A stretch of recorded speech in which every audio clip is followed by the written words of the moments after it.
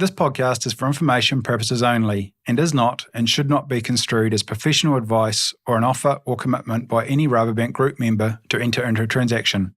The views expressed by the presenter and or guests are their own and do not necessarily represent the views of Rabobank. Please see the podcast description for our full disclaimer. As an industry that exports the vast majority of its production to faraway global markets, there is a lot of factors affecting profitability that are outside the direct control of New Zealand sheep farmers. Therefore, increased focus is required on those parts of the business farmers can control. I'm your host, Blake Holgate, and today I'm joined by Rabobank's very own Senior Animal Proteins Analyst, Jen Corkran, to explain how better understanding market conditions can help inform the actions you take on farm to improve business performance. Jen, welcome to Growing Our Future podcast. Hi, Blake. It's great to be here today. Look, before we crack into it, I always like to get to know our guests a little bit better and where they come from and understand the role they're doing. So can you tell us a little bit about yourself, your career, and what your current role at Rabobank actually entails? Yeah, thanks, Blake. So I grew up in Central Hawke's Bay in a little rural community, went to a rural primary school and had quite an innate interest in sort of farming from a very young age. So went on to Massey Uni, did a few years there, went farming for a little bit in mid-Canterbury. This is sort of back before the dairy boom, actually, on a big, what is now a dairy farm, but at the time was a big beef and sheep farm, mainly beef, actually, like maybe 300 odd ewes there. So that was really insightful, I guess, coming out of university and going to get that more practical experience, which was great.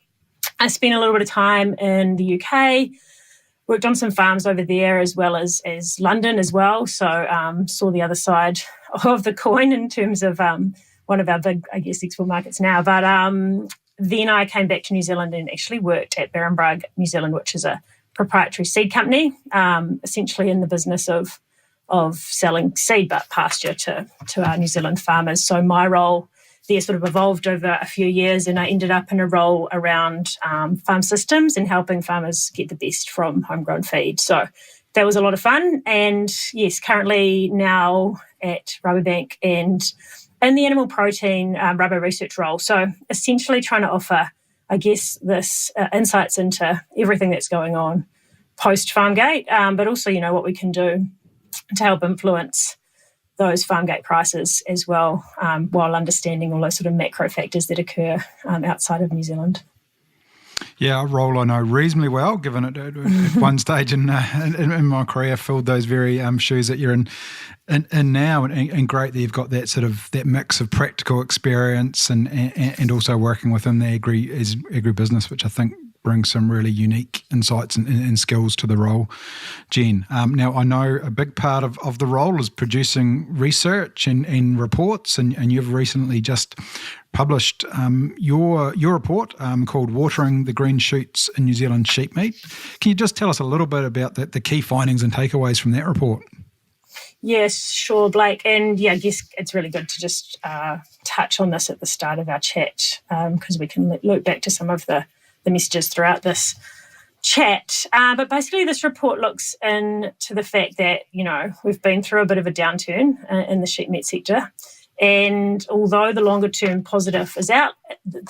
outlook is positive, this current down cycle does sort of highlight a need for change, perhaps to reduce the volatility that we see with this sort of boom and bust, because it's not really useful for anyone along the supply chain if, we're getting sort of record prices for a couple of years in a row, and then we see sort of below 10-year average lows for the next couple of years. It doesn't create, a very good business model. So what are some of the opportunities that we can look to this downturn to maybe sort of increase the consistency of returns for sheep meat in New Zealand? Now, obviously, we export 95% of New Zealand lamb, so we are very exposed to things that are going on outside of New Zealand and, not within the control of ourselves, really. But we've identified kind of three pathways, and this is what the report talks to, that could help sort of lift earnings through the cycle. Now, the first one is diversifying trade, so having a sort of more even trade pie when it comes to sheep meat and lamb, so that, if any one country's not willing to pay at any one time, we've got perhaps other options for volumes to other places. Now, again, not easy to do that, but it's something that we need to chat more about. The second one's around, investing to boost competitiveness of New Zealand sheep meat. So, what can we do in terms of that research and development, looking at technologies, what efficiency gains can we make along the supply chain up and down to improve things. And the third one is focusing on increasing domestic consumption. Now, obviously, given 95% of our lamb is exported, that leaves about 5% that we eat here in New Zealand. Now, again, not necessarily easy to do that, just start increasing, demand for sheep meat domestically. But if we look to our friends across the ditch, they eat a lot more lamb than us, I think 3 times as much actually. And, the biggest outlet for Australian production, sheep production systems is actually their local market at like about 37-38% of their total production. So we could increase it even slightly, which would help maybe smooth some of that volatility that we see through our global export markets. Yeah, like some great insights in that report. And we're not going to delve too much more into those today on this podcast, but I know you have recorded a separate podcast on the Rubber Research channel that does go into more detail in each of those areas. So any of our listeners that are keen to learn more about what was in the report can jump on there and have a listen. And I suppose one of the reasons we're not focusing on it here, and in addition, because you've already done it elsewhere, is a lot of those factors are really probably outside the direct control of the individual farmer. So, if we take a look what is within their control within the farm gate, what do you consider the main areas within the operation that farmers should focus on to improve profitability? As you've highlighted, farming, particularly sheep farming, is a cyclical industry. So, understanding how you can manage through those cycles is probably really important to the long-term sustainability and success of a business, I'd imagine. Yes, it's a really great point, Blake, and this report really did focus on sort of the bigger picture and, what the industry may need to do going forward into the future. So what can we do within the farm gate, right? And I appreciate that this is really important and more tangible for our producers, and it takes the whole supply chain, which the first and most important part is the people on the ground producing this amazing product. So I think broadly there's probably 3 things that farmers can do out there to take a little bit of control back around, what's going on now, but also into the future, because we've been through a cycle. We think that's the bottom of the cycle and we've hit it. We're on the improve slowly now into 2025. It's going to be a quick fix. But there's sort of 3 things I think will help. And now some of these are quite basic, but we're back to basics, which is often a term in farming that is a great way to return, I guess. But the first one is getting really serious about feeding animals well throughout the year, and, aiming to increase that efficiency around live weight gains, around time on farm, the quality of forage, that sheep production systems are being fed. So every ewe there, she fed well enough to produce to her maximum lambing percentage that she might have the potential to go to.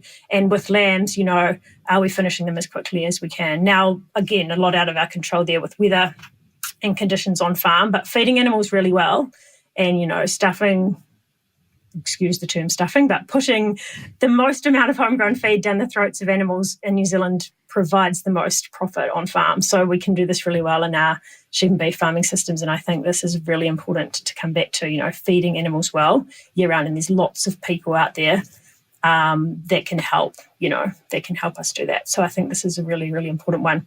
The second one that I think is important is around being proactive in the ways that we can add value also to what we're already doing. So this requires probably a bit of work and some strategic thinking as well. And it's not always easy. But there's some really good examples out there of people who are adding value to what they're doing, right? So in terms of the way that they're feeding the lambs through the system and then marketing it afterwards. But also, when it comes to genetic improvements, breeding programs for traits like growth rates, feed efficiency, every lamb that's going off on that truck, have we done the best to ensure it's got there as quickly as possible? So, and even if we're not finishing, if we've got store animals, what kind of animals do we want to be producing? Like, is there any way we can add value or ensure we've got an outlet for them at the end? What exact animal do you want to be producing? Who is your customer? What do they want? The other one here is probably a little bit around, dare I say it, what other attributes does your unique farm have that can add value? We might talk a bit about some of these other things throughout the podcast, but, there are a lot of, amazing sheep and beef properties out there with unique attributes that, and there may be other ways that we can add value in terms of what's going on there. And I guess the other one sort of comes down to, within this, is around the product that we're producing. So, producing, there's some farm to table initiatives out there, which I think, they are obviously value add. Now, they're not going to be for everyone, those kind of initiatives. But, is there a small part of, the business that can, jump on board with one of these programs? Or is there a chance to ask questions around other ways of adding value? There's the sheep has a whole body full of amazing parts, and can we add value in any other way around offal or pelts or other things, because we know the most profitable sheep meat production system, I suppose, in terms of both farm gate prices and what our exporters are getting, will be using every part of that animal. So can we find ways to use, can we ask questions of our processes around finding ways to use every part of that animal, which is within the farmer's control, because it's asking questions about this thing that you are providing. So I think that's an important one. And then the third thing I think that may help within the farm gate is around open communication and looking for that sort of market collaboration. So there's a lot that we talk about around global trade, around what our exporters need to be doing, processes, etc. But the farmers, perhaps need a bit more feedback, or can feedback themselves up and down the supply chain. So this is about taking responsibility back, right? So rather than, this is hard and I'm not feeling too good about things, can we feedback? Is there room for more conversations, for building, better relationships, so that there is that sort of conversation piece going up and down? And I guess that within that sort of comes the old age adage of storytelling, and all of the great things that we're doing here in New Zealand with our sheep and beef farms. Now, we've been probably saying this for 20 or 30 years, right? But there's a lot to be said, and the best people to tell the story are the ones inside that farm gate, right? And you can find great examples of this on the old World Wide Web too. So those are just a few of the things I think, where we can start to take a little bit of control back and really push for change into the future, because the worst thing to do is to stand still and hope things will get better. It's about being proactive, I think. Yeah, so I mean, what I heard there is focus on productivity through feed. Think about opportunities to add value, and then engaging more broadly in the discussions around the supply chain. And I suppose, as you say, Jen, none of it's probably new, and a lot of it's back to basics. But I wonder if it's about people making deliberate choices in relation to each of them, and being very informed around what they're doing, and then taking a strategic approach and going, look, this is an area, maybe multiple areas within that I'm really going to focus on, and then understanding, well, what does focusing on that mean for my business, and what do the particular opportunities look like under one or multiple one of those levers, given where I farm and the farm system that I'm operating. Yeah, I agree, Blake. And I think there's a lot to be said also around, collaboration within farming communities. So obviously, like every pocket of New Zealand has different challenges. They'll be experiencing different weather conditions or patterns. They might have different strengths in terms of soil types, or the way they finish animals, or whether they're, finishing or store.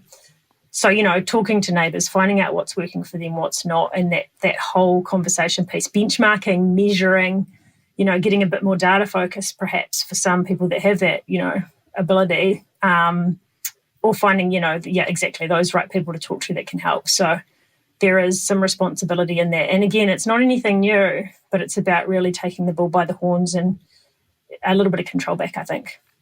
Now, you just touched on data and benchmarking, and that's potentially one area of frustration for farmers, not just sheep farmers, but probably all farmers. The increasing reporting requirements that is being asked of them by various stakeholders along the supply chain, and to me that leads to a couple of questions. I suppose the first one is, from your perspective, what is the driver behind this?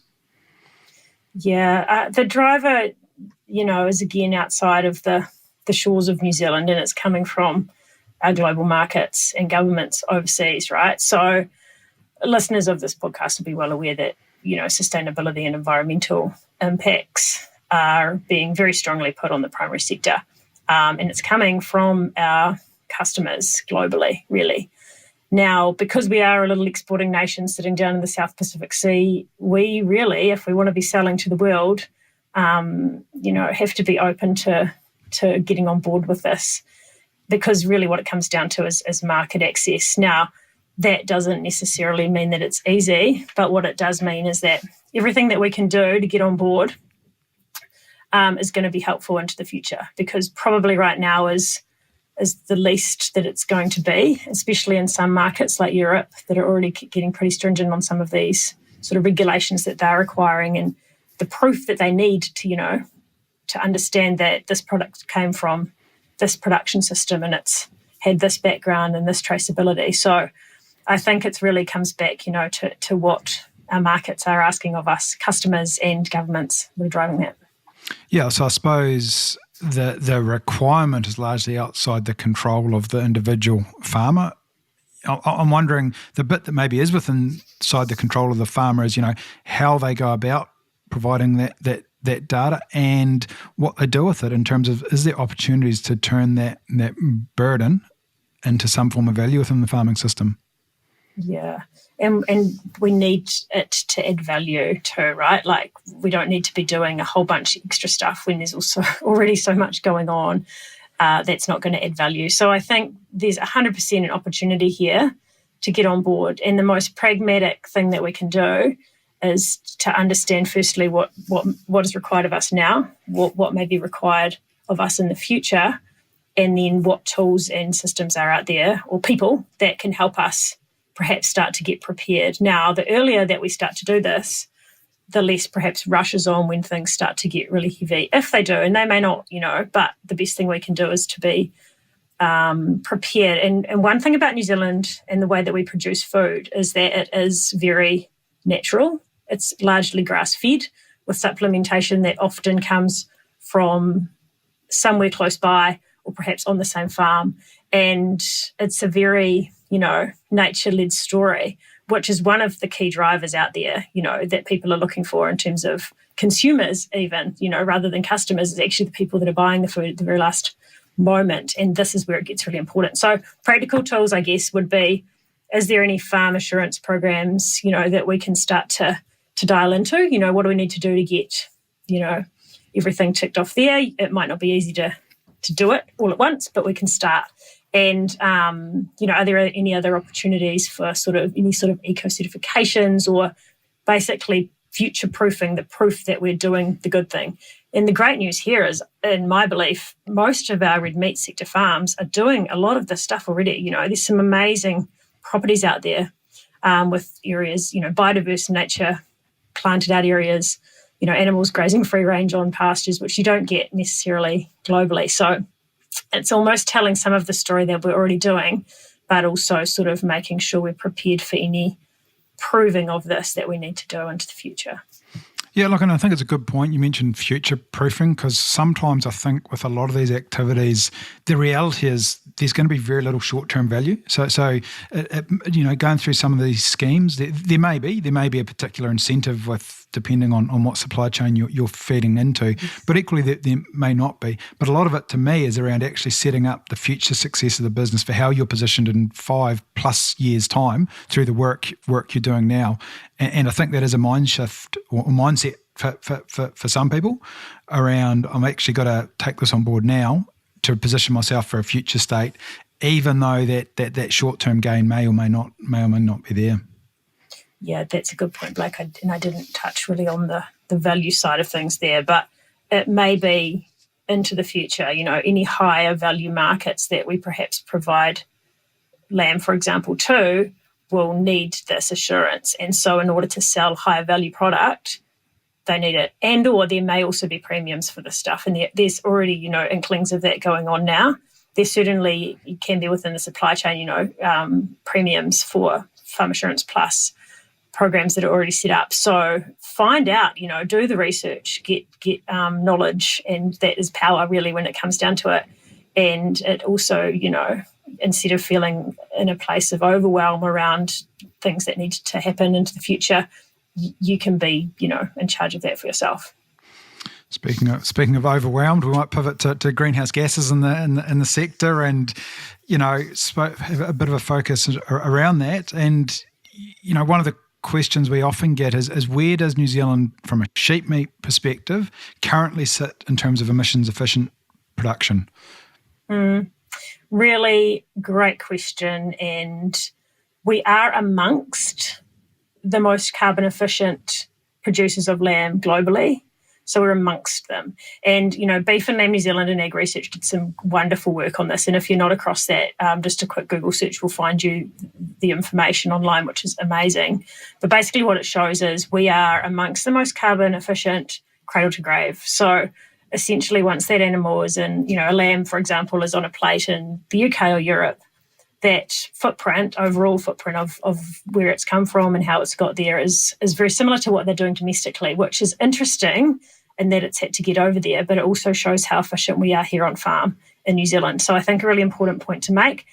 It's also really important to note that efficiency of production around greenhouse gases is a bigger conversation than just, X plus Y equals Z, because there's a lot that comes into it. But because we're grass-fed, we have a lambing percentage that's higher than a lot of other countries. Australia sits below 100% lambing with a largely merino-based flock. And we're at like 125 to 130 on average the last many years, which is great.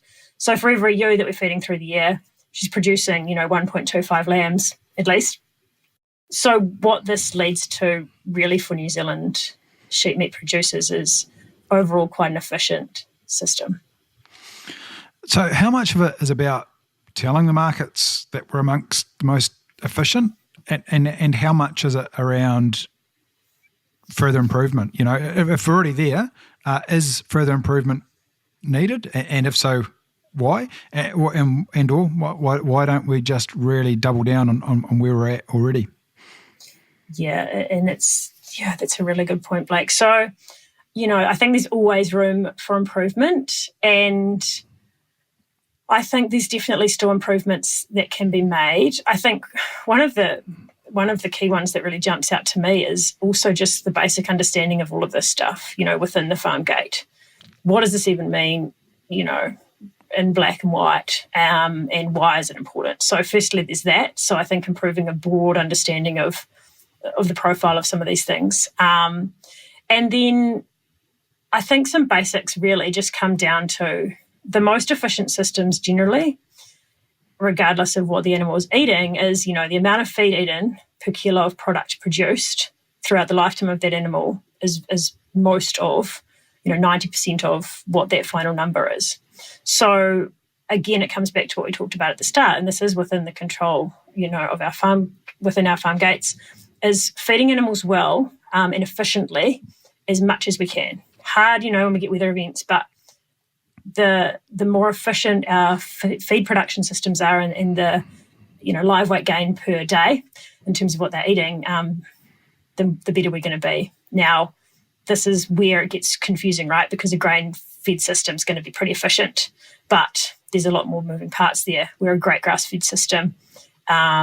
Make sure your lambing date is, rightly aligned with the pasture growth curve. Look back on the previous years that we've had, is it still working well?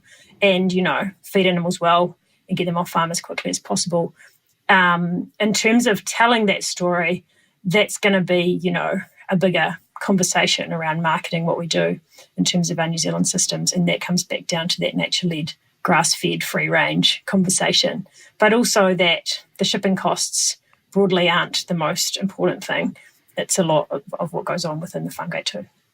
Yeah, and you touched on it, because I'm interested in how much we want to play up and leverage the whole emissions efficiency story. As you mentioned, we're amongst the most efficient. We're probably not the only efficient producers, and potentially some of our competitors with the farming systems they have and the ability to control feed maybe better than we have, arguably over time may be able to catch up with us. So is there a caution there around relying too much from a branding perspective on purely an emissions efficiency perspective, and or the systems and the natural environment in which we're actually producing those efficient kgs of lamb and sheep is potentially that where we need to increasingly focus on our competitive advantage? I 100% agree that we have a much broader story to tell than just greenhouse gas emissions per kilo of product. And my personal thought is that, customers and overseas are screaming out for understanding a lot of this stuff. But what do our consumers want? What do our end users that's going to create demand? What do they want? And we have this nature-led, biodiversity story is equally as important when it comes to some of these non-tariff barriers and trade agreements that are getting set up based on some of this stuff as well. And this is where New Zealand has a real advantage, in my opinion, because you walk out onto any sheep and beef farm in New Zealand to take a couple of photos. It could be a postcard if you travel to some other countries, right? And if food's being produced in these areas, which may otherwise not be used for much, then this is a great story to tell. So I think sort of that whole nature-led biodiversity story around where we're producing our red meat in New Zealand is going to be one of the things that we could perhaps focus on here in New Zealand. And, what that looks like is a little bit challenging. But what we do know is there's a growing cohort of sort of upper middle class consumers out there who want to know exactly where their food came from. They would prefer it to perhaps be grass-fed and high nutritional value, high in omega-3s, which it is if it's grass-fed, protein, iron, B12, zinc. These sorts of things, just back to basics again, are going to be something that we can tell. If you finish an animal on grain, it doesn't have that same omega-3 profile in the meat. And, there's a bunch of consumers that know about that. And it's a real advantage for New Zealand. So we can sort of speak probably closer to home when it comes to where that meat ends up. Challenging, but not undoable if we start working on it now, Look, and that's probably a nice link back to the start of the podcast where we talked about trying to understand the markets that we're selling into so we can better identify what actions that we can control and take to meet those market demands. Look, Jen, before we wrap up, any other key messages or takeaways for our listeners?